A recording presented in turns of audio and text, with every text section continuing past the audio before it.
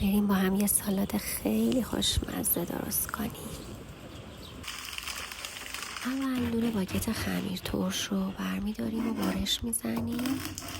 با نون باگت دیگه هم میشه، ولی من خمیر ترش استفاده کردم. با دستمون رو به تیکه های نامنظم تقسیم میکنیم و بعد بهش روغن زیتون و ادویه میزنیم. ادویه که من استفاده کردم ادویه مخلوطه که توش پاپریکا و سیر و رزماری داره. کمی هم بهش سیر زدم. داخل فر میذاریم با دمای 185 درجه. گوجه هامون رو از وسط نصف میکنیم، داخلش رو خالی میکنیم.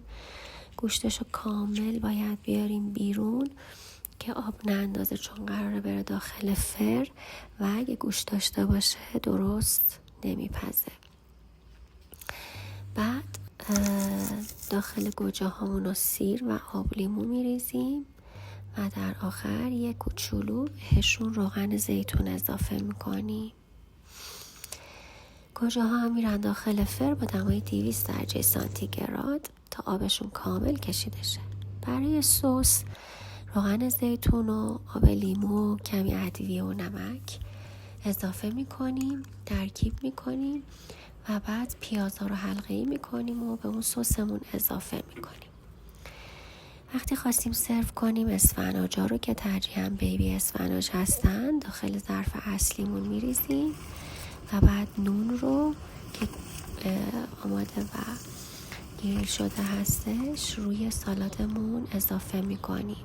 نونتون بهتره حتما سیر داشته باشه.